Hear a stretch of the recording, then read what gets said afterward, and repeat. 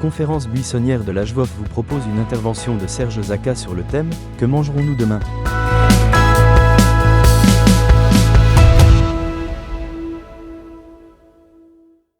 Pour commencer, comme il est d'usage, j'aimerais remercier dans un premier temps la Caisse du Crédit Mutuel de Saulx-sous-Forêt, son président, M. Bertrand, qui nous soutient financièrement pour cette conférence, et sans ce petit coup de pouce, cette conférence n'aurait pas pu se faire. Je tiens également à remercier notre association, tous les membres qui se sont engagés dans l'organisation de cet événement et aussi dans la mise en œuvre pratico-pratique ce soir, et tout particulièrement parmi tous Annie Schweurer, notre présidente, qui insuffle dans l'association une volonté et une passion impressionnante. Donc cette conférence s'inscrit dans le cadre des conférences buissonnières de l'HVOF, des événements qui, depuis plusieurs années, visent à promouvoir la réflexion et l'échange autour des enjeux environnementaux. C'est dans ce cadre, et vous vous en souvenez peut-être pour certains, il y a 2 ans, nous avions l'honneur de rencontrer ici même Madame Valérie Masson-Delmotte, et nous organisons aussi des conférences à la Castine à Reichshofen où également nous avions des intervenants de renom. Ce soir, nous en avons un de particulier, de grand renom, donc Monsieur Serge Zaka, il est ingénieur agronome, docteur en agroclimatologie. Il vous expliquera ce que c'est. Et en fait, ses analyses et son expertise sont suivies et consultées par des milliers de personnes. Il est beaucoup sollicité par les médias et les institutions du monde agricole, mais aussi gouvernemental. Et vous-même, vous l'avez probablement aperçu et vu à la télé, peut-être dans la météo-climat de France 2, où il intervient régulièrement. Préalable à cette conférence, cet après-midi, et à l'initiative de notre association, Serge a rencontré les élèves de terminale du lycée Stanislas de Wissembourg cet après-midi. Donc le thème de cet après-midi était un peu différent. Il a échangé avec les jeunes de 17 ans sur le sujet du climato-scepticisme, le rôle des réseaux sociaux, comment reconnaître les fausses informations, contrer la désinformation climatique et les pseudo-scientifiques et les pseudo-analyses. Donc on est très fiers et reconnaissants d'avoir pu organiser ce moment. Et là aussi, je tiens à remercier particulièrement Madame Arnouvix, qui est conseillère principale d'éducation au lycée Stanislas de Wissembourg, et Madame Evelyne Lett, professeure de SVT. Elles ont œuvré jusqu'à la dernière minute pour permettre cette rencontre. Ça a été préparé très très très sérieusement et on a passé un super moment en compagnie des jeunes. Et ça nous donne beaucoup d'espoir pour l'avenir, croyez-moi. Donc voilà. Imaginez un instant que nous sommes en 2050 et vous vous réveillez le matin et vous demandez « Que vais-je manger aujourd'hui ?» Compte tenu de ce que je viens de dire, il est probable que vous aurez quelque chose dans votre assiette. Je ne sais pas encore quoi, ça sera peut-être différent. Mais aujourd'hui déjà, il y a des millions de gens qui se posent cette question sans pouvoir y répondre. La sécurité alimentaire, la durabilité des méthodes agriculturales, l'impact du changement climatique sur nos ressources alimentaires est devenu, peut-être pour certains de manière surprenante, un enjeu majeur pour nos sociétés humaines. Partout sur notre planète, des vagues de chaleur, de sécheresse, des inondations perturbent les cycles agricoles, réduisent les rendements et menacent simplement la sécurité alimentaire pour les gens. Le changement climatique contribue à l'augmentation des prix des denrées alimentaires. Vous l'avez peut-être ressenti, le cacao, le chocolat est devenu très cher. Le café sera bientôt un produit de luxe. Et ça rendra l'accès à une alimentation saine et bonne pour la santé beaucoup plus difficile encore pour une très grande partie de la population mondiale. En Alsace, les étés caniculaires, les hivers plus cléments et les précipitations irrégulières affectent nos cultures agricoles, nos potagers, notre vignoble, vous l'avez peut-être lu récemment sur les rendements de Clébourg, et nos vergers aussi. Comment pouvons-nous nous adapter pour assurer une alimentation saine et durable face à ces bouleversements? Monsieur Zaka, Serge nous apportera des éclairages et dans quelle direction on va. Pour terminer, je voudrais souligner également que cette conférence s'inscrit dans le cadre des actions des ambassadeurs du Pacte pour le climat de l'Union européenne. Je suis assez fier, je suis ambassadeur du Pacte pour le climat pour l'Union européenne. Et donc avec mes 1300 bénévoles dans les 27 pays européens, nous nous engageons à contribuer à des actions et à un effort collectif pour sensibiliser le public et promouvoir l'action climatique. Le Pacte pour le climat de l'UE est une initiative essentielle pour atteindre la neutralité climatique en 2050. Et chaque action, aussi petite soit-elle, contribue à cet objectif. Je vais laisser la parole à Serge très rapidement, pour environ 45 minutes, 1 heure. Et donc, par la suite, nous ferons circuler le micro dans la salle pour une séance de questions-réponses. Voilà, on reprécisera les règles du jeu du question-réponse à ce moment-là. Donc, je vous demande d'accueillir chaleureusement Monsieur Serge Zaka et je vous souhaite de passer une très bonne soirée. Merci. Merci. Merci pour l'introduction et surtout merci pour l'invitation. Alors il est effectivement vrai que j'ai passé un très très bon moment tout à l'heure, il y a quelques heures, au lycée de Wissembourg. J'en garderai une très bonne expérience. Donc je vais lancer mon minuteur, histoire que je ne déborde pas, parce qu'un scientifique passionné comme moi, il peut déborder très rapidement. Il est 20h43, j'ai jusqu'à 21h43 maximum pour vous parler d'agroclimatologie. Il va falloir que je branche le câble HDMI, je vais récupérer, il est juste derrière. Pendant qu'on le branche, je vais me présenter. Alors, je suis effectivement Serge Zaka, pour ceux qui me connaissent pas, qui m'ont pas vu à la télévision.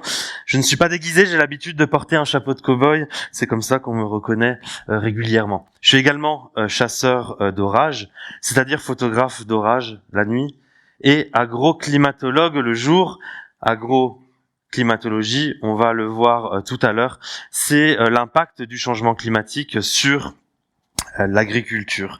Aujourd'hui, on va parler justement de cette science qu'est l'agroclimatologie. On va regarder l'impact sur notre production agricole essentiellement.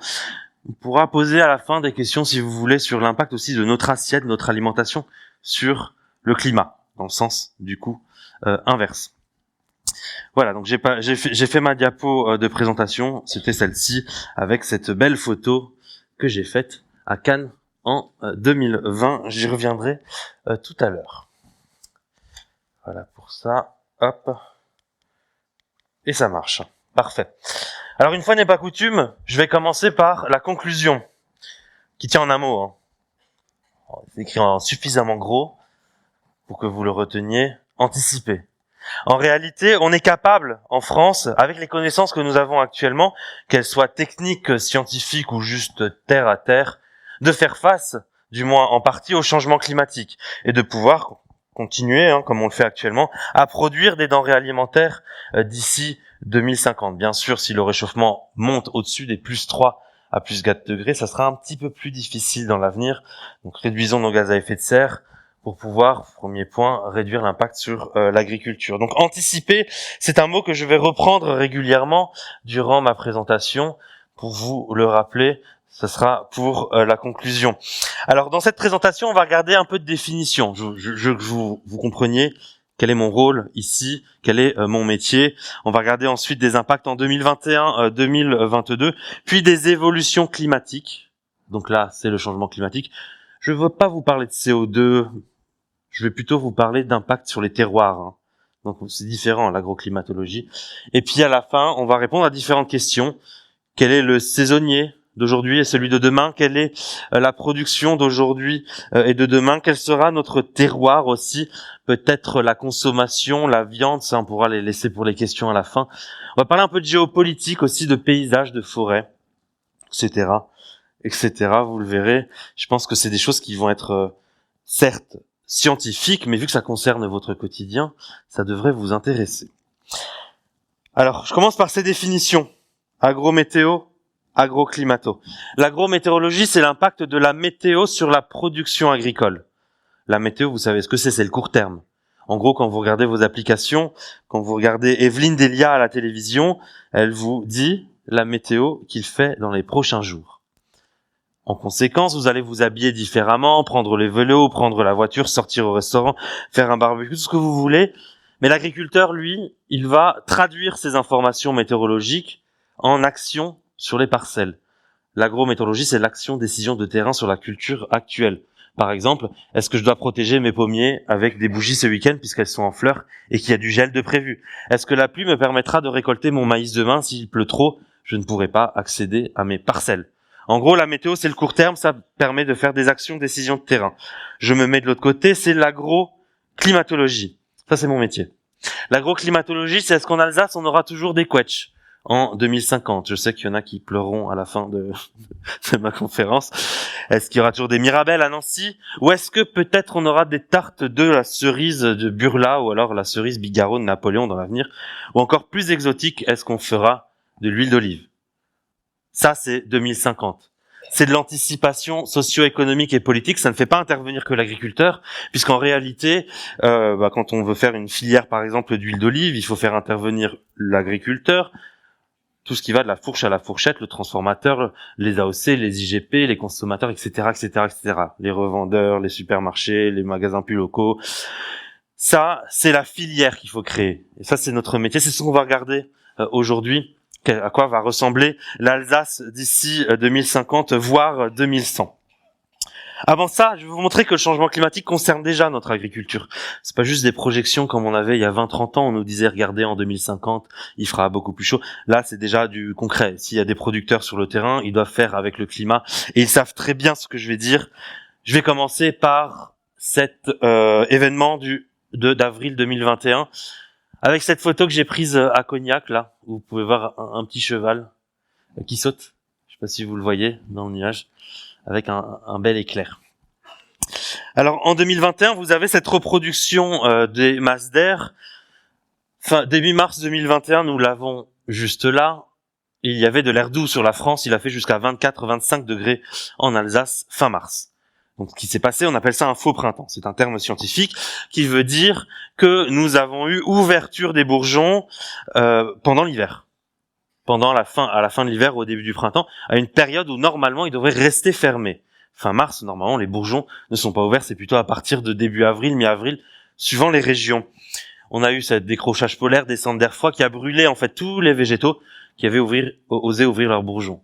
Le problème n'est pas forcément cette descente d'air froid. En avril, il y a toujours eu du gel en Alsace, vous le savez très bien.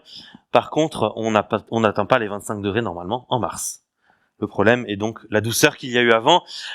Cela a provoqué des pertes de rendement très conséquentes, 2 milliards d'euros de pertes de rendement. C'est la plus grosse catastrophe agricole nationale depuis 1945. Et elle n'est pas due à la canicule, elle n'est encore moins due à la sécheresse, elle est due au gel. Due à un effet de notre avancée de la floraison, on le verra tout à l'heure. Moins 59% pour la prune, moins 59% pour la poire de table, jusqu'à moins 30% pour la vigne. Ça, c'était pour 2021. Maintenant, on va passer à 2022. Je pense que vous vous en rappelez aussi. 2022, cette fois-ci, nous avons eu 3 canicules et une sécheresse qui dure d'ailleurs dans les Pyrénées-Orientales jusqu'à présent. Sur les autres régions françaises, 2023 et 2024 ont été excessivement pluvieuses. Alors, vous allez me poser la question, c'est quoi, sécheresse ou excès d'eau avec le changement climatique? On le verra tout à l'heure. Déjà, on va commencer par 2022. Cette photo-là, c'est le viaduc de Millau, pour ceux qui connaissent. C'est pas très loin de chez moi, c'est un spot que j'aime bien photographier. Bon, là, je vais faire Evelyne Delia, je m'excuse. J'ai toujours rêvé faire ça. Vous avez ici, au large du Portugal, une dépression, et à l'avant de cette dépression, vous avez ce vent de sud qu'on appelle le sirocco. Il vient du Sahara, il rapporte de l'air chaud, il rapporte de l'air sec. L'année 2022 est d'ailleurs l'année la plus chaude pour l'instant que nous ayons eue en France, suivi de pas très loin de 2023 et 2024. 3 canicules, une sécheresse majeure, des pertes de rendement très conséquentes. Le maïs grain de moins 5% en Normandie jusqu'à moins 54% en Occitanie. Et vous avez ici le blé, des hausses de rendement sur la partie nord, notamment la Manche, et des diminutions de rendement avec jusqu'à moins 17% dans le sud. Déjà, ce qu'on voit, c'est que l'impact sur le maïs est beaucoup plus important. C'est une culture qui pousse en été, vous le savez très bien, vous en avez ici. Le blé est une culture qui va plutôt pousser sur la partie froide, la partie hivernale. Les impacts sont moindres que le maïs. Alors, si je regarde cette fois-ci l'évolution climatique, en rouge, vous avez l'évolution attendue par le GIEC. C'est la tendance de fond, là, que vous voyez ici. Les points noirs, ce sont l'observation, donc ce qu'a mesuré les thermomètres, et le point violet, c'est 2022. Donc, ce qu'on observe, c'est qu'on a bien un réchauffement qui a tendance à suivre l'indication par le GIEC. Moi, j'ai placé 2022, je trace une droite, je tombe sur 2050. Ça veut dire qu'en 2050, l'année 2022 sera normale. D'avoir moins 54% de maïs dans le sud-ouest de la France, si on ne change rien à notre façon de cultiver ou carrément à l'espèce présente, ça sera normal. Vous avez ici le monsieur qui promène son chien. Ce monsieur-là, il trace une droite, la droite bleue, qui est la tendance de fond du réchauffement climatique. Et en rouge, vous avez la variabilité interannuelle, la variabilité entre les années, une année plus pluvieuse, plus sèche, plus chaude, plus froide, mais qui ne masque pas cette tendance de fond. Ce n'est pas parce qu'il neige un jour à New York qu'on doit élire un président climato-sceptique. Ce n'est pas parce qu'il y a une année plus pluvieuse que les autres ou plus sèche que les autres que c'est la tendance de fond. On ne regarde pas une seule journée pour caractériser une tendance d'un siècle. On le verra aussi tout à l'heure. Sur ces tendances d'un siècle, on va se projeter maintenant jusqu'en 2050 et 2100. On commence par la pluie avec une belle photo que j'ai faite bien sûr en Alsace. Alors vous avez ici les pluviomètres français. Un pluviomètre mesure la pluie. En vert, ce sont les pluviomètres qui mesurent la pluie depuis 1961 et qui mesurent plus de pluie à l'année. En orange, ce sont les pluviomètres qui en mesurent moins. Regardez l'Alsace, c'est le déluge. Depuis 1961, vous avez au moins plus 10% de pluie à l'année. Le changement climatique, pour l'instant, chez vous, c'est un excès de pluie. Ce n'est pas le cas chez moi à Montpellier, dans le sud de la France ici, où on a effectivement moins d'eau. Alors, est-ce que le changement climatique c'est plus ou moins de pluie? On va continuer pour le comprendre. En tout cas, vous allez me dire, s'il y a plus de pluie, il y a forcément moins de sécheresse. Mais c'est pas forcément le cas. Vous avez ici les surfaces en sécheresse. Je vous ai dit qu'en Alsace, il y avait au moins plus 10% de pluie à l'année. Et en parallèle, vous avez plus 10% de sécheresse. Ça veut dire qu'il pleut plus et qu'il y a beaucoup plus de sécheresse. Alors je sais bien que les Alsaciens, ils font toujours des choses différentes du reste de la France. Ceci dit, dans le sud de la France, il y a moins de pluie. Il y a aussi plus de sécheresse. Là, c'est plus logique. En Bretagne, bon là c'est la Bretagne, hein, il y a moins de sécheresse. Mais c'est normal. Et à Paris, c'est plus 0%. Donc, la France a tendance à s'assécher sur la partie est et la partie sud, alors qu'il pleut plus sur la partie est. Ce n'est pas logique. Donc, quand je regarde les évolutions climatiques, j'ai pris la Lorraine, c'était les données que j'avais le plus proches, mais c'est pareil que l'Alsace. Dans le Languedoc, en 1959 jusqu'en 2023, vous avez bien une tendance de fond. Là, c'est les surfaces en sécheresse. Cette courbe noire, c'est la moyenne qui monte. C'est un assèchement. On le voit très bien. Notre Languedoc s'assèche, les sécheresses progressent, que ça soit en moyenne ou en pic d'ailleurs, vous voyez les 2 dernières années. En Lorraine, c'est un petit peu moins clair, mais en tout cas, il y a une tendance qui s'installe depuis à peu près 2010 à l'assèchement, à voir si c'est une tendance sur le long terme ou juste un élément sur quelques années. Revenons sur de la cartographie, vous avez ici l'évolution des précipitations jusqu'en 2050. En bleu, c'est là où il va plus pleuvoir. En orange, c'est là où il va moins pleuvoir. Et en hachuré, c'est là où on ne sait pas trop s'il va plus ou moins pleuvoir. On dit que les précipitations seront plutôt stables.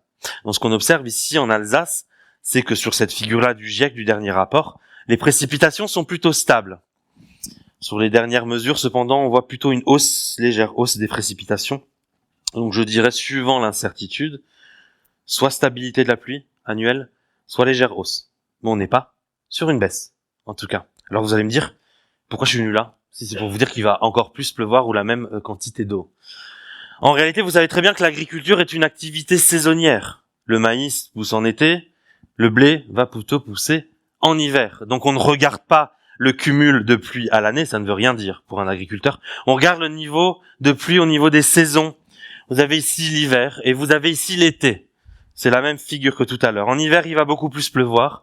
En été, il devrait moins pleuvoir. Si je somme mes différents mois, je tombe sur la même quantité d'eau. Ce qui veut dire que le changement climatique n'est pas un assèchement de l'Alsace en termes de précipitations sur l'année. C'est une modification entre les saisons. Et c'est ça qui pose problème. Parce qu'en hiver, on a des excès d'eau pendant les périodes de semis de certaines cultures, notamment le blé, l'orge ou le colza. En été, on a des déficits d'eau là où justement les plantes en ont besoin.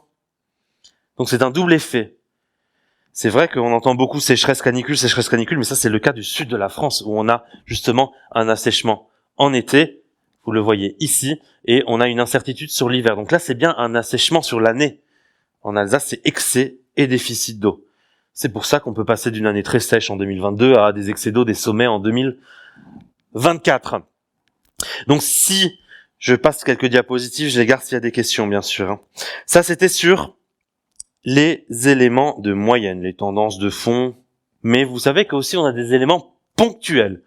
Genre des épisodes pluvieux qui durent 24 heures et qui sont plus pluvieux qu'avant. Je vous ai pris le 23 septembre et le 11 octobre 2024 où on a subi les effets de ce qu'on appelle les rivières atmosphériques. Vous savez peut-être pas, mais dans l'atmosphère, il y a des rivières atmosphériques. Ce sont des courants d'air, pour faire simple, parce que courant d'air, un climatologue me tuerait s'il entend ça, mais on va dire des mouvements de masse d'air qui viennent des tropiques et qui remontent sur la France. Là, il y avait une rivière atmosphérique le 23 septembre, et là, on avait le trajectoire d'un cyclone, le cyclone Kirk, qui a suivi une rivière atmosphérique, et on voit sa trajectoire, là, il a pris de l'énergie. Le bleu, c'est quand la mer est plus froide que la norme, le rouge, c'est quand elle est plus chaude. Avec le changement climatique, la mer sera plus chaude. D'ailleurs, vous le voyez très bien, il y a beaucoup plus de rouge que de bleu. C'est-à-dire que quand une rivière atmosphérique passe sur de l'eau chaude, elle va se charger en humidité vu que la mer est plus chaude. Quand vous prenez votre douche avec de l'eau chaude, il y a plus de vapeur d'eau que quand vous la prenez avec de l'eau froide. Donc cette rivière atmosphérique va se charger de plus d'eau et venir la relarguer sur le nord de la France. C'est pour ça que parfois certaines journées c'est le déluge et il pleut plus que d'habitude quand il y a des journées pluvieuses. C'est parce qu'il fait plus chaud. Un air plus chaud contient plus d'humidité. Ça, c'était pour le nord de la France. Pour le sud de la France, vous allez me poser des questions, par exemple à Valence, en Espagne, en Grèce, en Libye, dans l'Aude aussi, on a eu des problématiques aussi du côté du Pilat, les Cévennes également. Ça, ce sont les épisodes orageux méditerranéens. C'est pas du tout le même style que les rivières atmosphériques. C'est juste que nos épisodes orageux qu'on a classiquement en automne en Méditerranée seront encore plus pluvieux puisque l'air plus chaud peut contenir jusqu'à 7% de plus de vapeur d'eau. En plus, l'énergie, elle vient d'où? Elle vient de la mer Méditerranée. La mer Méditerranée, chez nous, elle atteint jusqu'à 28-30 degrés maintenant sur les côtes, je sais pas si vous imaginez. Et donc, au final, c'est plus d'énergie qui va dans les orages, et ça peut être le déluge couplé, chez nous, à de l'urbanisation. Pour le cas de Valence, c'était notamment un effet d'urbanisation intensive qui a fait que cet orage a déversé, a tué beaucoup de personnes d'ailleurs, malheureusement. Voilà pour ces aspects-là. Maintenant, je vais passer à la température. Donc ça ira plus vite, la température, vous connaissez ces différentes figures, puisque la température augmente. Vous avez ici, donc, la courbe complète depuis 1970 au niveau terrestre. Vous allez la voir affichée en rouge, juste là. Ça, c'est le changement climatique. Le premier qui vient me dire, regardez, ici, entre 1987 et 1995, il y a eu un refroidissement climatique, c'est la preuve qu'on vous manipule pour mettre plus de taxes. Eh ben, il a rien compris. Ça s'appelle du cherry picking. En gros, on prend juste une petite partie des mesures et on en dit l'inverse de ce qu'elles veulent dire. Il faut prendre toutes les mesures dans le monde pour regarder et apprécier ce changement climatique. Il se traduit en France par une remontée par le sud de nos différents climats. Ici, sur cette partie-là, c'est 1976, 2005 et 2070, 2100. À Montpellier, il faisait 14 degrés à l'époque. D'ici 2100, pour un réchauffement modéré, c'est Bordeaux et Poitiers qui reprennent ces 14 degrés. Chez vous, à Strasbourg, il fait à peu près 12,5 degrés, c'est plutôt Toulouse. Faut récupérer un climat qui ressemblera plus à celui de Toulouse. Alors, c'est sympa, vous pourrez faire peut-être plus de barbecue, peut-être vegan, peut-être plus de bière en terrasse, si Météor est toujours là, et Picon aussi. Par contre, nos arbres, nos hêtres, nos chênes, qui vont subir ces températures tout le long de l'année, eux, il faut y penser aussi. Le printemps doux n'est pas forcément il est agréable pour l'homme. Il peut sortir un peu plus en terrasse, c'est ce qu'on a actuellement, il fait assez doux. Par contre, pour nos végétaux, c'est des floraisons précoces. N'oublions pas qu'il n'y a pas que l'homme sur Terre. Cette évolution de la température moyenne française explique, ce qu'on verra tout à l'heure, l'ère de répartition des cultures aussi qui remonte par le sud. Ça, c'était pour les moyennes. Mais vous avez aussi des éléments ponctuels qui impactent nos cultures. Lorsqu'il fait plus de 35 degrés pour ceux qui ont un potager, les fleurs peuvent sécher, peuvent tomber, notamment si on a un problème hydrique. Lorsqu'il fait plus de 35 degrés, c'est la même chose pour les fleurs de courgettes, qui d'ailleurs ont leurs feuilles qui font la gueule, qui ont pas suffisamment d'eau. Lorsqu'il fait plus de 42 degrés sur une vigne et un olivier, on peut avoir des problèmes de stress thermique. Lorsqu'il fait plus de 25 degrés, la salade arrête sa croissance. C'est-à-dire qu'il y a des événements ponctuels de haute température qui peuvent impacter l'agriculture. C'est pas seulement une évolution des moyennes. Ici, vous avez les canicules en France, chaque bulle étant une canicule. Alors, j'ai vu des lycéens tout à l'heure au lycée de Wissembourg qui m'ont dit qu'ils connaissaient très bien leur sujet, qui ont fait aucune faute. Mais je peux vous dire que sur Twitter et sur TikTok et je ne sais quoi, quand je me fais insulter à longueur de journée, parce que c'est le cas, j'ai des lycéens qui viennent me voir quand je passe sur BFM TV qui me disent « Mais Monsieur Zakal, avec son chapeau de cow-boy, quand il passe sur BFM TV pour nous dire qu'il y aura une canicule, bah il y a des canicules tous les ans en France, je comprends pas pourquoi il s'excite comme ça. » Bah oui mon petit, si t'es né après les années 2000, il y a des canicules effectivement tous les ans, puisqu'on a multiplié par 4 la fréquence des canicules, maintenant elles se battent pour apparaître sur les graphiques. Mais notre chêne, notre hêtre, et notre industrie laitière, et puis nos champs, notre maïs également, notre blé, lui, il n'a pas connu forcément tous ces épisodes-là, toutes les filières présentes sur le territoire. C'est-à-dire que l'impact agricole, elle le ressent, et surtout l'impact forestier ici. Alors, vous avez ici le nombre de jours à 35 degrés, avec une belle évolution du nombre de jours à 35 degrés. À Strasbourg, il y avait en moyenne entre 0 et 1 jour par an. C'était rare d'avoir 35 degrés. Dans l'avenir, on en aura à peu près 15 à 20, bien sûr, suivant la localisation en Alsace. Sur les Vosges, c'est pas le cas. Jusqu'à 40 à 50 jours dans le sud de la France. Alors qu'avant, on en avait 2 à 3 jours à 35 degrés. C'est que maintenant, quand Evelyne déjà nous dit qu'il fait 35 degrés, on se dit, ouais, il fait frais aujourd'hui. C'est plutôt à partir des 40. Vous avez ici le nombre de jours à 35 degrés à Soultz entre 1951 et 2100. Le rouge étant le scénario le plus chaud. On a bien une hausse du nombre de jours à 35 degrés. Vous avez ici le nombre de jours à Nîmes entre 1951 et 2100. Vous voyez cette courbe-là qui s'envole jusqu'à 40 jours. Je me pose la question toujours, tous les jours, pourquoi j'ai acheté une maison à Montpellier. Je devrais plutôt l'acheter du côté de La Rochelle ou du côté de la Bretagne. Mais il n'y a pas suffisamment d'orage pour me le permettre. Je serais trop malheureux. Vous avez ici les vagues de froid, à l'inverse, pour se rafraîchir.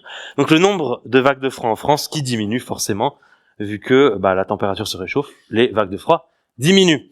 Chaque bulle, plus la bulle est grosse, plus la vague de froid est intense. La dernière vague de froid que nous avons eue, c'est 2012.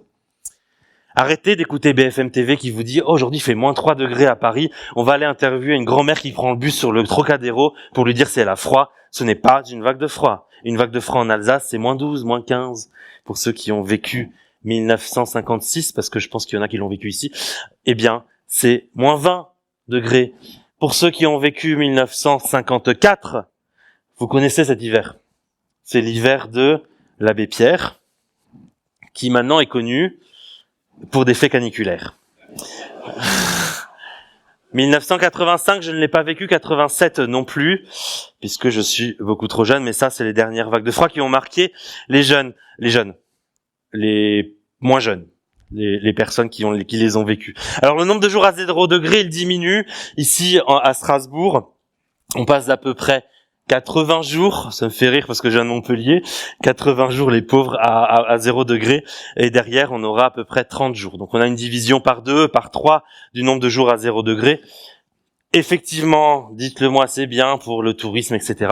Par contre, nos arbres fruitiers, ils ont besoin d'un certain nombre d'heures de froid pour fleurir. On appelle ça la vernalisation. Le pommier golden, la pomme la plus vendue de France, celle qui n'a aucun goût d'ailleurs, le pommier golden, eh bien, elle a besoin de 1000 heures de froid pour fleurir. Si elle les a pas, elle fleurit pas. S'il n'y a pas de fleurs, pas de fruits. C'est comme les bras et le chocolat. Voilà, ça c'était les parties climatiques. Maintenant, on va changer de registre. Tout ce que vous avez appris là sur le climat, on va regarder du coup sur l'agriculture, l'impact sur l'agriculture. Est-ce que le saisonnier d'aujourd'hui sera le saisonnier de demain? Est-ce que le chant des cigales commencera à la même date? Est-ce que l'arrivée des hirondelles, elles arriveront à la même date? Mais ici, il faut plutôt parler des cigognes, qui d'ailleurs, a priori, sont déjà dans le coin, ou parfois elles ne bougent même plus. On va pas regarder que le thermomètre là. Le changement climatique, il s'apprécie parce que vous voyez dehors. On va pas parler de thermomètre. Là, on va parler de dates de vendange, de dates de floraison.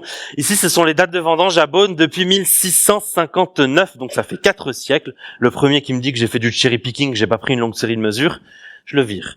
Vous avez ici donc les dates de vendange entre le 23 septembre et le 3 octobre. Depuis 1950, le climat se réchauffe en été, donc les dates de vendange sont de plus en plus précoces.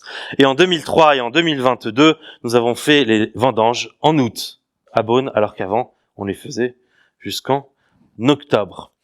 Je vais à Genève. Genève a un arbre officiel, un marronnier, en face de la mairie de Genève. C'est le marronnier officiel du pays. Je sais que les Suisses font des choses un petit peu spéciales. Ceci dit, dans les années 1800, ils regardaient la date d'éclosion du marronnier officiel, le premier bourgeon qui éclot, pour passer des taxes d'hiver pour les agriculteurs aux taxes de printemps. Maintenant, à Genève, on est taxé toute l'année, mais ils ont continué à faire ces mesures-là, et ils savaient pas qu'ils allaient caractériser le changement climatique. Ici, on a gagné 1 mois sur la date d'éclosion du premier bourgeon, et après ici, c'est qu'il y a un manque de froid sur ces arbres-là, l'arbre repart dans l'autre sens, c'est un signe de souffrance. Et là, vous voyez, certaines années, on a, je crois que c'est 2007, 2006, je me rappelle plus trop, là. Le marronnier a fait son printemps à Noël de l'année d'avant. Donc c'est pour vous dire à quel point il était perturbé pour ensuite repartir à la hausse. Là, c'est des signes de souffrance en fait qu'on voit sur l'arbre. Maintenant, je vais à Kyoto. En 812, on a commencé les mesures de la date de floraison des cerisiers, puisque là-bas c'est une date de fête, et donc ils notent ça dans certaines tables. Là, vous voyez, donc 812, ça fait plus d'un millénaire, et là on a une descente un petit peu. Avant, on avait à peu près une fois chaque 4 siècles une floraison en mars. Là, ça fait 4 ans de suite qu'on a une floraison en mars. Alors, c'est quoi le problème d'avoir cette saisonnalité des végétaux qui se décalent? Ces tomates qu'on peut planter plus tôt dans nos potagers, ces floraisons de nos pommiers qui commencent plus tôt. Quand on a défini l'agriculture en France, nos AOC, nos IGP, on a pris des variétés, on a pris des espèces qui se calaient parfaitement par rapport au climat de chaque terroir. En gros, la floraison des mirabelles ici, ou la floraison des quetches d'Alsace, elle est parfaitement calée pour éviter les gels qu'il peut y avoir en Alsace. C'est-à-dire que si le climat évolue, que la floraison évolue, on peut avoir des superpositions entre la floraison et le gel, la vendange et les canicules. Tout se décale. Donc on peut avoir des risques de perte de rendement. C'est ce qu'on observe depuis à peu près 20 ans en France. 1970-2000, du 11 mars jusqu'au 11 mai, on avait l'ouverture des bourgeons. C'est l'arrivée du printemps. Risque de gel qui diminue jusqu'au sein de glace, jusqu'à peu près vers le 11 mai. Entre les deux, on peut avoir quelques risques de gel. Par contre, ce qu'on observe maintenant, c'est à cause de la douceur hivernale, et on le subit encore ce mois-ci, en février, on a gagné à 2 à 3 semaines sur l'ouverture des bourgeons, mais qu'on a perdu qu'une semaine sur le gel. Et donc en fait, début avril, il existe une période très sensible où justement, il y a encore du gel. C'est ça le problème. Ce sont les dégâts avec la coordination entre un événement climatique et un événement de sensibilité, généralement la floraison. Ça, c'est le plus connu.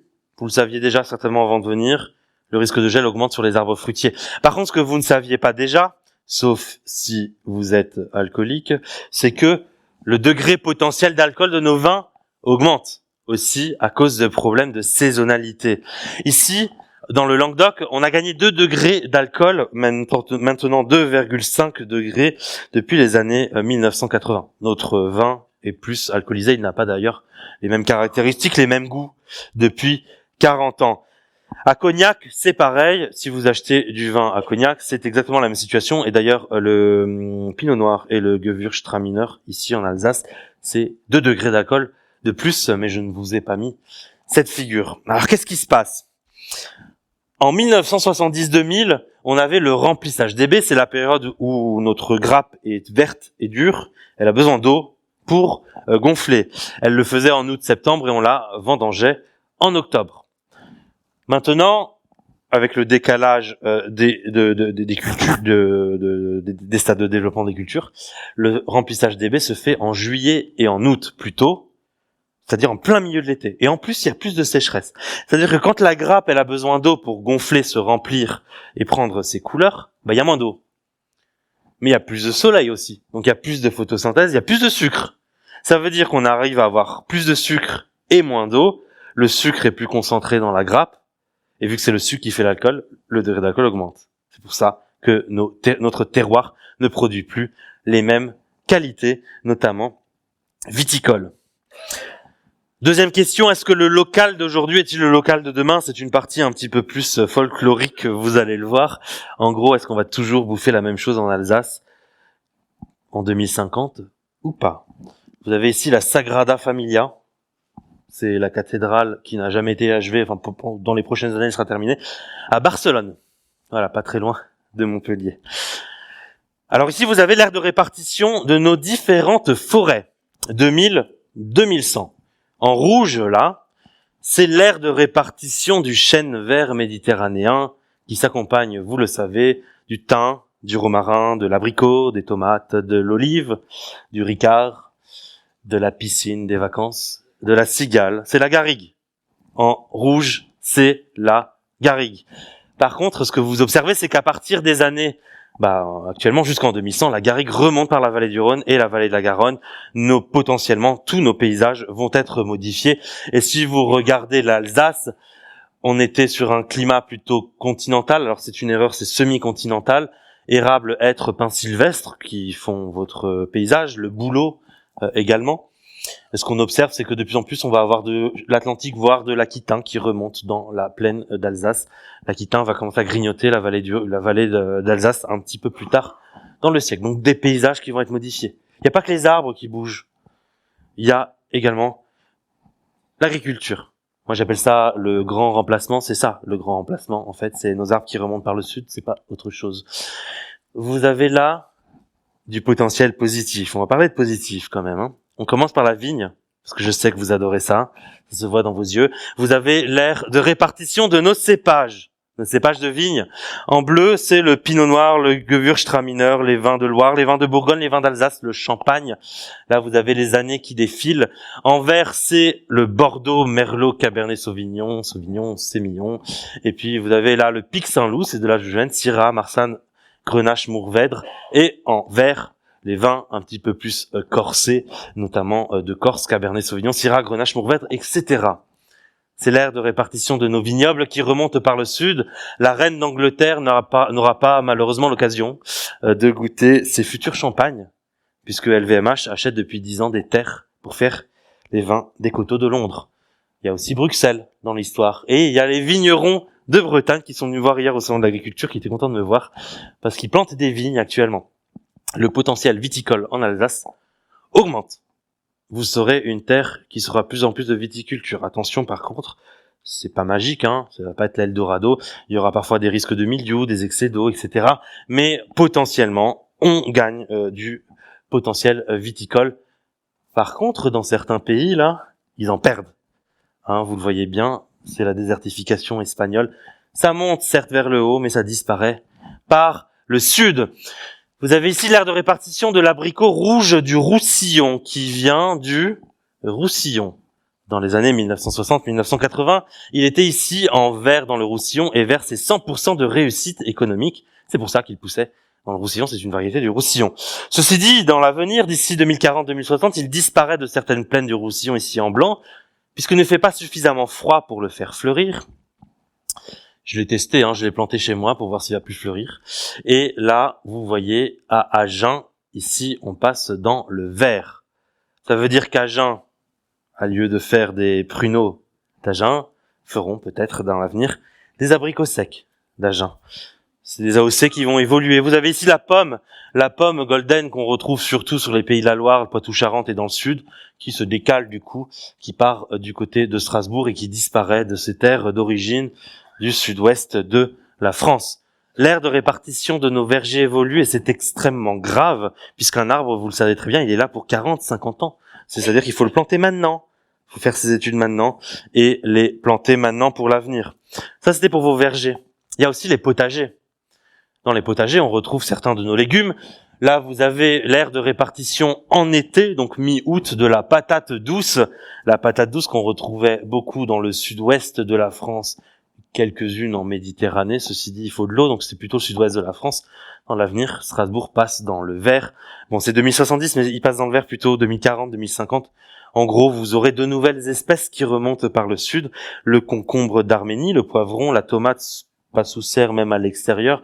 Ça, c'est favorisé par le changement climatique. Je vous ai mis pas mal de positifs. La tomate, là, on la retrouve semaine 33, donc le cœur de l'été. La tomate qui était un peu verte à Strasbourg se retrouve dans le vert sur l'ensemble du territoire. La tomate gagne du potentiel. Le maraîchage d'été gagne beaucoup de potentiel en Alsace. C'est pas forcément, c'est aussi le cas en hiver. Par contre, les poireaux, les salades vont encore moins pousser en été. Pourquoi je vous parle de ça? Alors, je suis positif là. Pourquoi je vous parle de ça? Parce qu'il faut regarder ce qui se passe ici, en fait. C'est pas en France le problème, c'est là. C'est l'Espagne. En réalité, en Espagne, ce qui se passe, c'est qu'on a une perte de notre verger. C'est là-bas notre verger d'Europe, notre potager aussi. Le Maroc et l'Espagne, qui nous fournissent la plupart, même plus de la moitié de nos fruits et légumes, eh bien, se désertifient. C'est qu'économiquement parlant, en France, on a peut-être des marchés à reprendre pour pouvoir produire pour le reste de l'Europe. C'est pas toujours positif ce que je vais vous montrer dans la présentation, mais en tout cas, quand c'est positif, je vous le montre et je l'appuie. Ici, vous avez la salade au cours de la semaine 33. Non, c'est pas la semaine 33, là, c'est le cœur de l'hiver, c'est plutôt au printemps.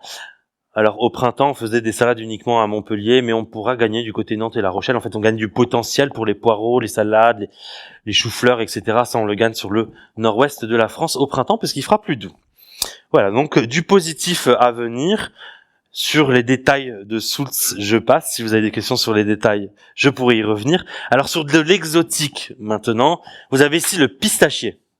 Faudra pas vous y attendre. Le pistachier ne remontera pas jusqu'en Alsace, il fera trop froid en hiver. Il remonte par contre un petit peu ici dans la vallée du Rhône. D'ailleurs, je vous parle de plein de nouvelles cultures. En réalité, le plus simple, c'est de planter la culture et la récolter. C'est déjà compliqué. Derrière, c'est qui consomme, qui stocke, qui transforme les tissus économiques, les AOC, les IGP. En fait, c'est ça le plus complexe. C'est de créer une filière sur un territoire et d'en fidéliser d'ailleurs ces acheteurs. Ça, il faut 30 ans minimum. Les noix de Dordogne, il aura fallu 30 ans pour s'imposer au niveau marché national. Donc, si vous voulez faire des pistaches de Cavaillon, parce qu'ils le font déjà, il y a maintenant des pistachiers de Cavaillon, il va falloir développer cette filière-là pendant à peu près 20 ans pour qu'elle soit puissante, économiquement parlant, pour l'agriculture. C'est-à-dire qu'il n'y a pas aussi que le climat, il y a aussi l'économie, et donc il va falloir absolument en soutenir par l'achat ces futures filières. Alors l'huile d'olive, ici, l'huile d'olive est produite, 50% de l'huile d'olive mondiale, elle est produite ici en Andalousie. Et là, vous voyez, 2095, il n'y a plus d'oliviers en Andalousie. C'est-à-dire que, économiquement parlant, c'est intéressant aussi pour le sud-ouest de la France, là vous le voyez, qui gagne du potentiel, ici en vert clair, on aura peut-être de l'huile d'olive. Dans certaines cartes, d'ailleurs, autour des oliviers de Colmar, des vignes de Colmar, vous aurez de l'olivier qui apparaît aussi en Alsace. D'ici 2070, bon, la plupart de la salle ne sera plus là, peut-être moi aussi, mais peut-être que nos jeunes vont, à partir des années 2040-2050, planter des oliviers à Colmar dans les rangs de vignes, pour protéger les vignes, mais à la fois pour développer l'agriculture locale. Vous avez ici la cacahuète pour ceux qui aiment l'apéro. La cacahuète remonte par le sud, elle sera de plus en plus française dans l'avenir.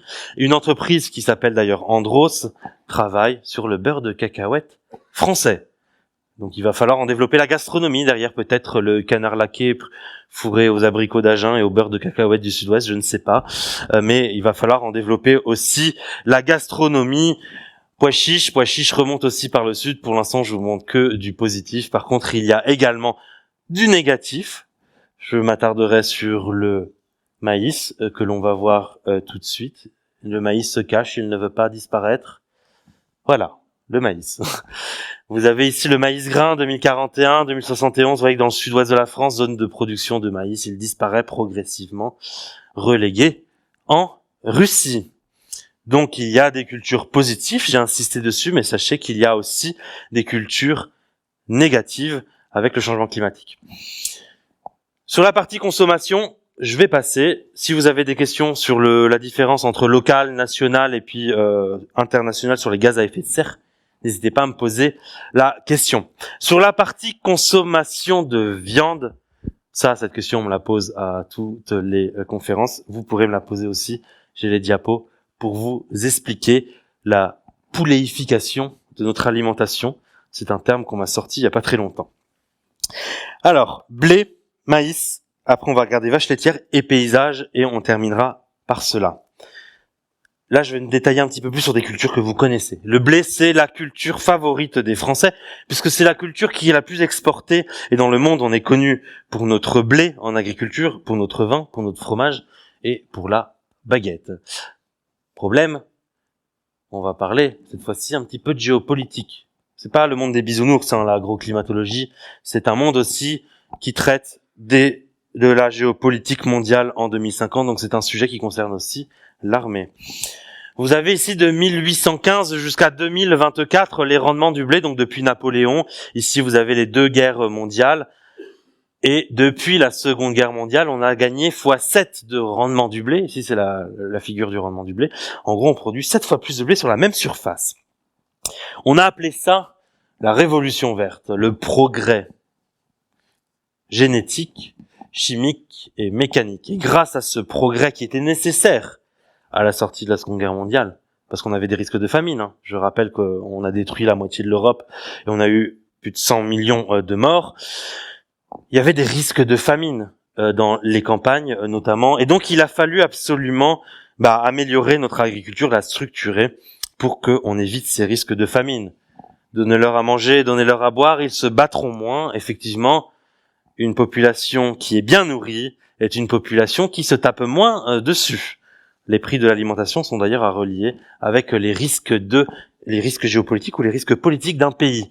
Depuis les années 2000, on a un peu changé cette notion de progrès génétique, chimique. On a rajouté aussi la durabilité, le progrès climatique, le progrès environnemental, et on essaye de faire des efforts là-dessus, même s'il y a encore beaucoup de choses à faire et qu'il ne faut pas y revenir en arrière, surtout ces derniers mois.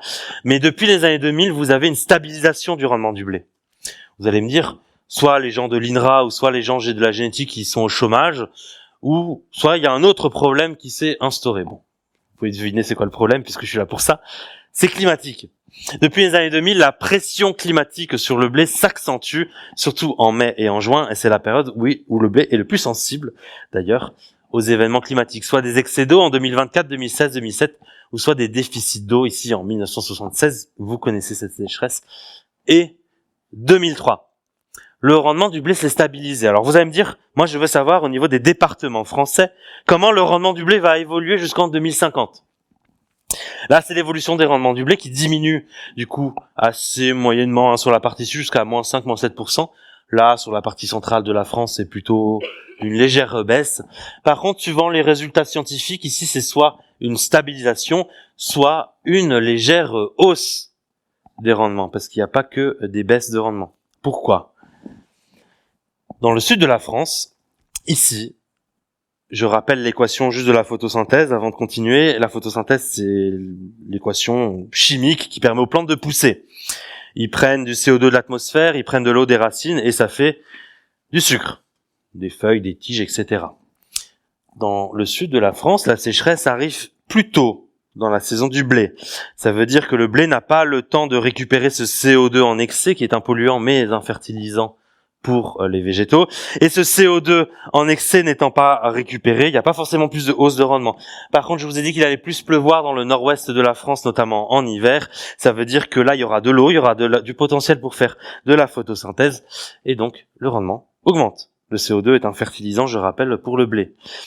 Alors, si je dézoome cette fois-ci, je regarde au niveau de l'Europe. Ça, c'est une figure du rapport du GIEC. En orange, vous avez bien une baisse de rendement sur la partie sud de l'Europe et une hausse de rendement sur la partie nord pour faire grossir. On retrouve bien les côtes de la Manche, un petit peu l'Alsace quand même, où il y a des hausses de rendement pour le blé. Par contre, on ne voit pas forcément là la Pologne, la Biélorussie, l'Ukraine et la Russie. Eux vont subir de très fortes hausses de rendement pour différentes raisons. Le CO2 augmente, donc la photosynthèse augmente. Le gel diminue, donc le blé peut résister un petit peu plus longtemps en hiver. Il y a plus de variétés de blé qui peuvent s'installer. En plus, la Russie a subi beaucoup de restrictions de la part des pays occidentaux, ce qui veut dire qu'elle a dû se structurer elle-même ses filières agricoles, parce qu'elle a dû nourrir sa population, vu qu'elle ne pouvait pas importer le blé de l'extérieur. Elle a dû développer ses filières agricoles. Et en développant ces filières agricoles, elle est passée en 15 ans.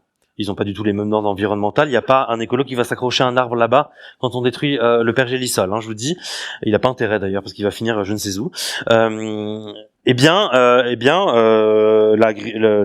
Russie est passée d'importateur net il y a 15 ans, c'est-à-dire qu'elle ne produisait pas suffisamment de blé pour nourrir sa population, à premier exportateur mondial. C'est-à-dire qu'elle a investi tous les marchés. Maintenant, elle nous a pris les marchés du Liban, elle nous a pris les marchés, elle est en train de reprendre celui de l'Algérie, parce qu'on s'éloigne de plus en plus géopolitiquement parlant. Elle a pris l'Égypte, la Turquie, la Syrie. D'ailleurs, on se demande pourquoi ces pays-là, du coup, ils respectent la Russie, parce que ils maîtrisent en fait le prix de la baguette du pain, qui est la principale source de calories dans ces pays. Et s'il y a un problème avec Poutine, ils vont faire augmenter les prix du blé, les prix du pain augmentent et la population se révolte. C'est ce qui s'est passé dans les printemps arabes en 2011.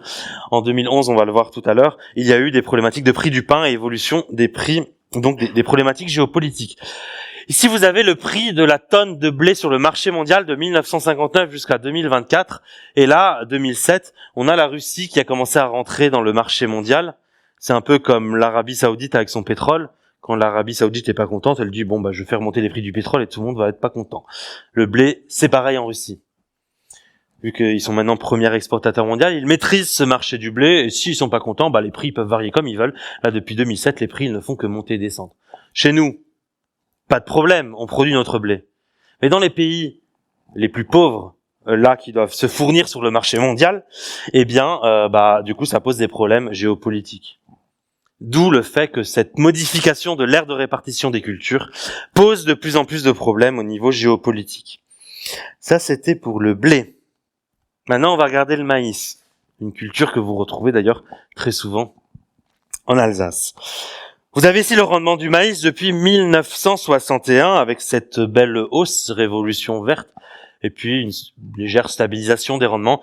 De bonnes années. Les bonnes années, c'est les étés qui sont pas trop chauds, pas trop secs, et les mauvaises années, ici en rouge, les étés trop chauds et trop secs. On a une diminution ici, donc des rendements qui sont attendus dans le nord et le sud de la France en irrigué ou non irrigué, sauf en Bretagne et dans l'extrême nord où les rendements vont augmenter parce qu'ils aiment bien la chaleur. Donc si je fais en cartographie, vous avez ici les rendements de maïs. Du côté de l'Alsace à plus 1,5 degrés, j'ai envie de dire qu'on les a déjà atteints, mais on va dire plutôt 2030-2040. Et là, plus 2 degrés, les rendements de maïs vont légèrement diminuer en irrigué et très fortement en non irrigué, peut-être un petit peu moins en Alsace, ceci dit. Par contre, les rendements du maïs augmentent ici en bleu, sur la partie nord de la France, la partie nord de l'Europe. Donc la zone de production du maïs remonte. L'Alsace y restera, mais il faudra songer à changer soit de culture, soit fortement améliorer les techniques sur le sol, les haies, les arbres, etc. Et les techniques d'irrigation aussi à avoir dans l'avenir si elles pourront soutenir ce maïs. Mais après 2050, il faudra se poser sérieusement des questions. C'est-à-dire anticiper cet arrêt du maïs ou cette évolution du maïs, c'est l'anticiper dès maintenant sur notamment l'évolution du sol. En termes de solutions et d'adaptation sur ces différentes cultures, j'en ai plusieurs ici. Moi, je vais détailler des solutions paysagères, agronomiques, la biogéographie, l'aire de répartition des cultures, on l'a déjà vu. Je vais parler de l'agronomie et des paysages un petit peu plus en détail tout à l'heure. Avant ça, je vais vous parler des vaches laitières. Parce que il n'y a pas que le végétal dans la vie, hein. Il y a aussi l'animal. Je vais sauter la partie fourrage. La partie fourrage, c'est la partie prairie, ce qu'elle mange, et je vais m'intéresser directement à la partie animale. On calcule le stress thermique chez les animaux par l'indice THI. C'est facile. Température, humidité, indice. Voilà, vous allez le retenir. C'est assez facile. Puisque plus il fait humide, plus il fait chaud, plus la vache laitière va avoir ce qu'on appelle un stress thermique. La vache laitière ou l'homme, c'est pareil, hein. Quand il fait chaud et humide, votre corps est un petit peu plus faible. Pour la vache laitière, elle va produire moins de lait.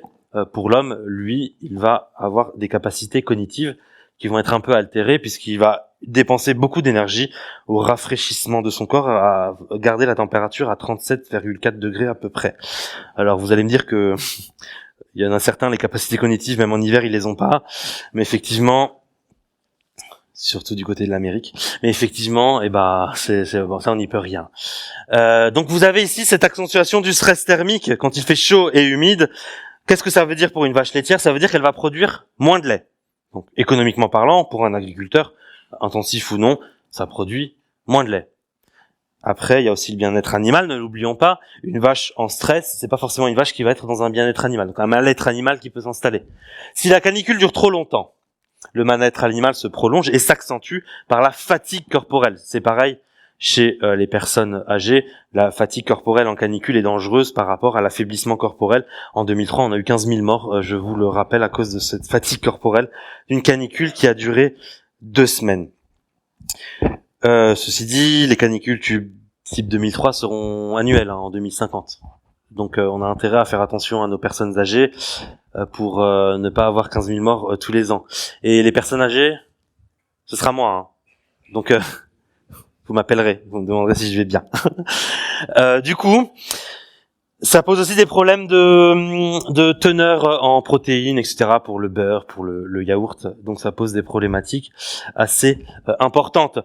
Également des problèmes de mammites, c'est inflammation mammaire, des défenses immunitaires en baisse, mais aussi des problèmes de reproduction, donc des problématiques économiques à moyen terme. Donc si je regarde à Soultz les sous-forêts, de 1950 à 2100, vous avez ici en bleu les jours de stress thermique faible, modéré en orange, qui ont des impacts économiques modérés, et fort en rouge, qui ont des impacts économiques forts. Bon, vous voyez, il y a de plus en plus de stress thermique qui apparaissent. Ceci dit, par rapport à Montpellier ou Cognac, on est quand même plus haut. Villedieu, c'est Elévir, le beurre, le lait, etc. Vous connaissez. On voit bien qu'en Normandie, il y aura toujours des vaches laitières, puisque le stress thermique ne sera pas aussi fort que dans les terres ou dans le sud de la France. Donc en termes de perte de production de lait, vous les avez ici en 2070 et 1970. Donc on perd bien une bonne production. Les Vosges restent quand même intéressantes pour le lait, surtout en altitude. Par contre, la plaine, on perd jusqu'à moins 10, moins 12% en été. C'est beaucoup. Moins 10, économiquement parlant, c'est beaucoup pour un agriculteur. Et je parle pas des régions du sud de la France, là où on perd jusqu'à moins 25%, où là, c'est carrément l'avenir de la filière laitière qui se pose question dans les plaines du sud de la France. Par contre, ceux qui ont acheté des maisons en Normandie et en Bretagne, si vous l'avez pas fait, achetez-le. Hein, parce que les Bretons, avec leur lait, ils pourront toujours en faire. D'ailleurs, Anna, qui est la dessinatrice de ma BD, est bretonne. Je vais venir être ton voisin. Voilà. Donc, pour les impacts de solutions d'adaptation, là, pour les vaches laitières, c'est essentiellement le bâtiment, c'est cette partie-là. Brumisation, ventilation, arbres. N'oublions pas les arbres dans les pâtures, sylvopastoralisme. Et sur les autres aspects, je vais passer, si vous avez des questions, n'hésitez pas. Parce que je vous ai ajouté un petit peu aussi un terme, l'arbre, et je voudrais vraiment un petit peu plus vous détailler deux solutions. Deux solutions qu'on n'entend pas sur BFM TV. BFM TV, c'est irrigation génétique. J'y passe souvent, donc je sais très bien qui sont mes détracteurs. Irrigation génétique, Monsieur Jacquat, c'est terminé. Plions bagages et puis on dégage. Par contre, les haies, le sol, les arbres, tout ça, on oublie. Et je voudrais donc remettre l'église au centre du village.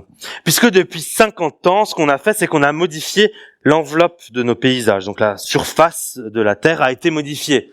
On a, en agriculture, beaucoup drainé. Bon, ça peut être intéressant dans certains cas.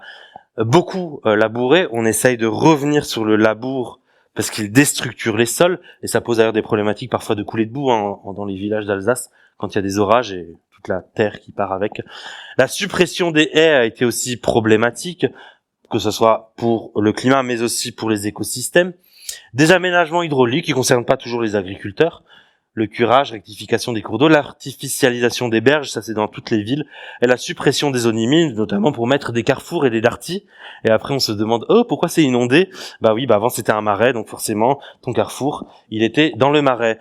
Donc l'urbanisation, la bétonisation, ça c'est pour les cas de Valence ou le sud de la France. Et l'évacuation directe des eaux pluviales.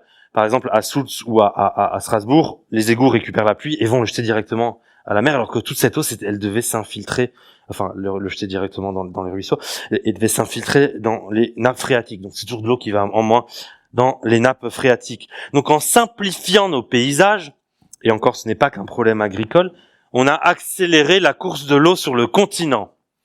L'eau défile, et puis s'en va, mais ne rentre pas dans nos sols. Alors je rappelle qu'à l'époque du remembrement, il était nécessaire de produire un petit peu plus pour éviter les risques de famine. Maintenant, je pense qu'on peut un peu revenir sur ces aspects-là. Vous avez ici un paysage nu et un paysage complexe. Donc sur ce paysage nu, si je prends une carafe d'eau, je la verse, l'eau s'en va, il n'y a rien qui la retient.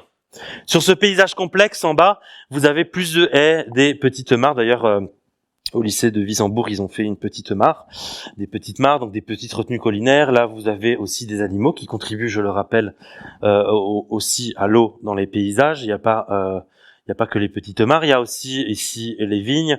Vous avez les arbres fruitiers. Les vignes sont dans le sens perpendiculaire de la pente. Les labours ou alors les semis sont faits dans le sens perpendiculaire de la pente, pas dans le sens parallèle, etc., etc. C'est plein de petites techniques comme ça qui permettent de modifier le paysage. Alors c'est pas une solution unique pour toute la France, ça dépend des pentes, ça dépend des haies, ça dépend de beaucoup de choses. Mais le but est de ralentir, absolument ralentir la course de l'eau pour la répartir, l'infiltrer et la stocker. C'est ce qu'on appelle l'hydrologie régénérative. Vous pouvez taper hydrologie régénérative sur YouTube. Il y a des conférences de 1 ou 2 heures, notamment de l'association pour une hydrologie régénérative. Ici, ce sont des figures de Permalab. Alors ça donne des paysages un petit peu différents. J'en ai encore pour 5 petites minutes et je serai quand même dans les temps. Donc ça donne des paysages un petit peu différents de ce qu'on a l'habitude. Ici c'est pas le cadastre administratif, vous savez, rectiligne, comme ça on découpe les champs. Ils ont plutôt suivi la pente pour récupérer l'eau là et la mettre dans une réserve d'eau ici. Alors je trouve ça un petit peu extrême quand même d'arriver à des paysages comme ça. Moi j'appelle ça un circuit de Mario Kart pour tracteur quoi. J'imagine pas l'agriculteur à la fin il sort, il vomit parce qu'il a fait trop de... Mais bon, c'est pour vous donner une idée vers quoi on peut tendre sur la structure des paysages. Là on n'a pas une pente, on a un escalier, une rigole qui permet de retenir cette eau. Bon, la rigole, la mécanisation, c'est compliqué. Si les roues tombent, on peut faire béner le tracteur et puis vivre les moustiques, quoi. Donc, il n'y a pas que du bénéfique. Là, vous avez une pente aussi là, en arboriculture qui a été plantée récemment, plutôt en escalier au lieu d'une pente. L'escalier permet de ralentir la course de l'eau. Alors, il y a l'arbre aussi qu'on retrouve, puisque le changement climatique modifie le climat au niveau mondial. Mais si vous avez un paysage nu, un sol exposé au soleil, retourné, laissé nu comme ça, avec plus d'érosion, plus d'excès d'eau, plus d'évapotranspiration, parce qu'il n'y a rien qui permet de cacher ce soleil, vous modifiez ce qu'on appelle le microclimat de la parcelle. Sur le changement climatique, vous rajoutez une surcouche de réchauffement parce que vous avez modifié vos arbres. Et tout ce qui va avec, ils n'y sont plus. Donc là, dans le sud de la France, et surtout dans le sud, un petit peu moins sûrement en Alsace, on revient sur le rôle de l'arbre dans les parcelles. Là, vous avez un vignoble où ils ont planté des amandiers, donc double économie, les amandiers produisent des amandes, enfin du moins jusqu'à présent. Ça permet d'avoir un vin qui peut-être dans l'avenir, L'amande, en grandissant, va couper le vent, va aussi faire un peu plus d'évapotranspiration, faire baisser légèrement la température de la parcelle, peut-être maîtriser un petit peu mieux la teneur d'alcool, justement, dans ce vin. Là, vous avez des paysages plus complexes, où vous pouvez voir des haies ici, toutes parallèles dans le sens du vent dominant, certainement le Mistral ou la Tramontane, et donc ces haies-là permettent de couper le vent. En coupant le vent, on évite l'évaporation et la transpiration, puisque quand vous faites sécher un linge dehors, il sèche plus vite quand il y a du vent. C'est pareil pour les végétaux. Là, pareil, vous avez aussi, je crois que c'est un abricotier là qu'on retrouve dans certaines vignes. Par contre, c'est pas magique. Les coûts de production sont plus élevés aussi, et les haies et tout ce qui est arbre, ça, il faut aussi travailler pour les entretenir. C'est-à-dire qu'il faut, en parallèle de l'évolution de ce paysage, comprendre que le consommateur doit aussi acheter ses produits un petit peu plus chers et l'accepter pour pouvoir entretenir nos paysages avec le changement climatique, mais aussi des coûts de production qui vont augmenter, donc j'espère des coûts de revenus qui vont intégrer justement ces services rendus à l'écosystème. On appelle ça les services écosystémiques. L'agriculteur n'est pas là juste pour produire à manger, il est aussi là pour entretenir nos paysages et la campagne, et c'est quelque chose qui doit être intéressant pour certains revenus. Vous avez ici des arbres et du maraîchage. Donc ça, c'est de l'agroforesterie. Là, je trouve ça curieux, je l'ai mis, c'est des pins et de la vigne, mais je pensais que les pins faisaient un sol plus acide, donc je sais pas pourquoi ils ont fait ça. Et là, vous avez du sylvopastoralisme, c'est une zone humide ici, puisqu'on a des peupliers, et on retrouve donc des animaux qui vont brouter l'herbe en dessous, protégés des températures extrêmes, notamment par l'évapotranspiration de cette zone humide, mais aussi par les arbres. Et là-haut, c'est de l'agroforesterie, où on peut avoir des arbres. Alors attention à la distance des arbres, il faut que ça soit quand même assez distant pour les machines, qui permettent notamment donc de faire des cultures au milieu. Alors on a des associations qui sont intéressantes. La noix et le blé sont intéressants, puisque la noix, c'est l'une des espèces qui gagne ses feuilles le plus tard au printemps, plutôt en mai. Et pendant cette période-là, le blé maximise le soleil qu'il reçoit, parce que c'est la période où il a justement besoin de soleil. Et après, en juin, il y a trop de soleil, trop de chaleur, donc la noix, vu qu'elle aura fait ses feuilles, va protéger le blé. Ça, c'est une association qui est très intéressante. En plus, ça fait gagner de l'espace, parce que dans le sud de la France, là où il y a les noix et le canard, ils font des canards sous les noix. Ça protège les canards de la chaleur, mais ça permet aussi d'avoir une double économie. L'arbre, gestion du microclimat, protection des animaux, protection contre le vent, améliore la vie du sol par l'ombrage, l'humidité qui reste dans le sol, gère les écoulements, notamment au niveau d'un paysage en Alsace. Vous avez beaucoup de collines, je le rappelle, et ça peut être un complément de revenus. Et je terminerai par cette diapositive, l'agriculture de conservation des sols. Alors là, c'est peut-être un petit peu plus technique pour certains. Parce que vous savez, d'ailleurs, je l'ai vu en Alsace en venant, lorsqu'on a deux cultures, au milieu de ces deux cultures, on a un sol qui est parfois nu, retourné et laissé comme ça en hiver. Bon, ça pouvait marcher avant, mais le problème, c'est qu'à terme, on a la vie du sol qui diminue. Les sols sont pas morts, ils sont juste moins actifs. Le but maintenant, c'est de les remettre actifs pour que la fertilité du sol vienne du sol elle-même, mais pas des produits qu'on leur rajoute. Notamment les mycéliums, l'humus, les champignons, on y revient beaucoup dessus. Marc-André Sellos, qui à mon avis est passé aussi ici, en parle beaucoup. Là, vous avez une rotation, colza, blé, orge, maïs. Entre les deux, le sol n'est pas nu. On met n'importe quoi, des cultures, généralement des légumineuses, des céréales. On va pas les récolter. C'est juste pour que le sol soit couvert, bien tenu par les racines, que la vie du sol augmente. Un sol vivant stocke 5 à 10% de plus d'eau. C'est-à-dire, en cas de sécheresse, c'est 7 à 10 jours supplémentaires d'eau. C'est hyper important, notamment pour le blé au mois de juin. Un sol vivant, un sol couvert, c'est un sol qui s'échauffe moins parce qu'il y a moins de rayons de soleil dessus. Donc, moins d'évapotranspiration, moins de pertes en eau. Un sol vivant, quand il y a des excès d'eau en hiver, je vous le rappelle, excès en hiver, déficit en été, c'est un sol qui va absorber plus vite cette eau. Donc, quand on va sur BFM TV et qu'on me dit génétique, irrigation, c'est réglé, plié, on s'en va, on oublie souvent paysage, sol, et surtout aussi d'intégrer dans la façon de produire et dans la façon de rémunérer les agriculteurs ces nouvelles solutions qui ne sont pas nouvelles, c'est juste un retour de solutions un peu plus anciennes.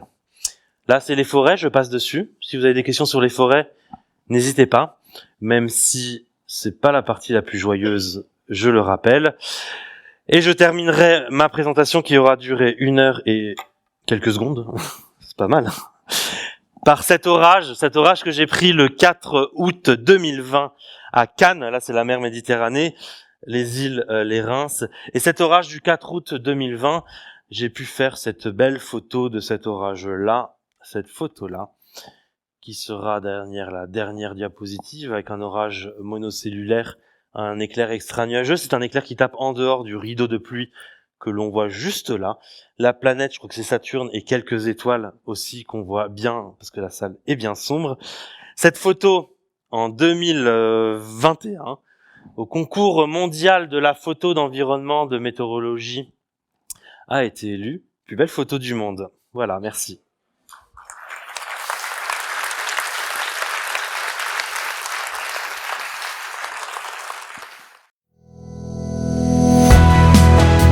C'était une conférence buissonnière de l'HVOF.